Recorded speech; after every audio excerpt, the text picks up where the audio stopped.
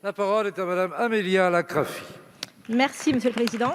Monsieur le Ministre, ce samedi 20 mars, nous avons célébré, entre autres, la Journée internationale de la francophonie, placée cette année sous le signe des femmes.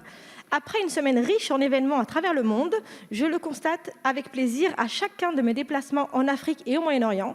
La langue française y est bien vivante, elle est un vecteur de partage, elle est utilisée pour apprendre, travailler, se cultiver et tout simplement communiquer. Il y a 3 ans, le président de la République présentait devant l'Institut de France des objectifs ambitieux pour faire du français une véritable langue monde. Parmi ceux-ci, citons notamment le doublement des effectifs des lycées français étrangers, l'ouverture de nouvelles alliances françaises, le soutien au système éducatif des pays francophones ou encore la création d'une maison des étudiants francophones à la Cité universitaire de Paris. Dans cette perspective, nous enregistrons des indicateurs encourageants. On dénombre 300 millions de locuteurs francophones dans le monde, dont 59% en Afrique. Le français est la 5e langue parlée et la 4e langue dans le cyberespace. L'intérêt pour la langue française est grandissant dans certains pays du Golfe, dans des pays africains de tradition anglophone ou encore en Chine. Gardons toutefois à l'esprit certains points de vigilance au cœur des préoccupations de l'Organisation internationale de la francophonie et de sa secrétaire générale, Mme Louise Mushikiwabo. Le français a tendance à reculer dans d'anciens bastions de la francophonie, tels que le Liban ou le Mali par exemple.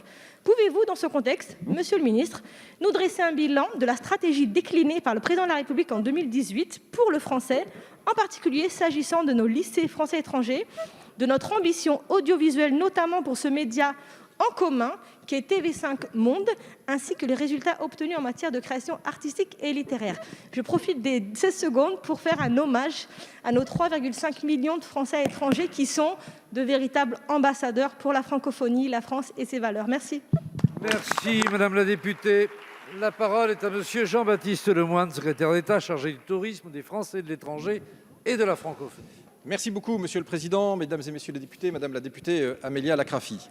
Alors la francophonie, c'est une fête. Effectivement, toute la semaine dernière, nous avons pu célébrer cette langue que nous avons en partage avec de nombreux peuples partout dans le monde entier. Ce qui fait dire d'ailleurs à Tahar Ben Jelloun que c'est une langue qui a comme particularité d'avoir plus de locataires que de propriétaires, parce qu'elle est irriguée par la créativité, l'inventivité de tous les continents. Et nous avons pu lancer avec Roselyne Bachelot, d'ailleurs, le dictionnaire des francophones, une application que j'invite tout à chacun à découvrir et qui montre la richesse de cette langue. Mais la francophonie, c'est aussi un combat, parce que nous devons faire face à la compétition de nombreuses langues, et de ce point de vue-là, nous devons être à l'offensive. C'est tout l'objet de la stratégie présentée par le Président de la République en 2018 pour promouvoir la langue française et le plurilinguisme, faire en sorte que dans plus de pays, on apprenne également une seconde langue, parce qu'on sait que le français est souvent choisi dans ces cas-là. Et je veux vous dire que tous ces chantiers, ils avancent à bons pas, et le Président de la République, qui a réuni avec la secrétaire générale de la francophonie un certain nombre des acteurs vendredi dernier à l'Élysée, a pu en prendre la mesure. D'une part, enseigner le français et en français.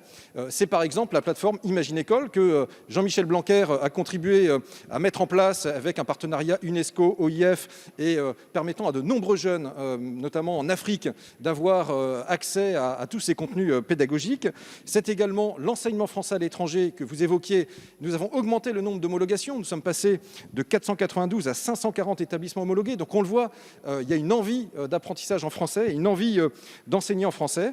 Et puis c'est également, dans le cadre de la présidence française de l'Union européenne, je peux vous dire le fait qu'on va faire une priorité du plurilinguisme. Parce que il est impensable de laisser la langue française reculer. Donc on dit, voilà, on fait reculer le recul, c'est l'ambition.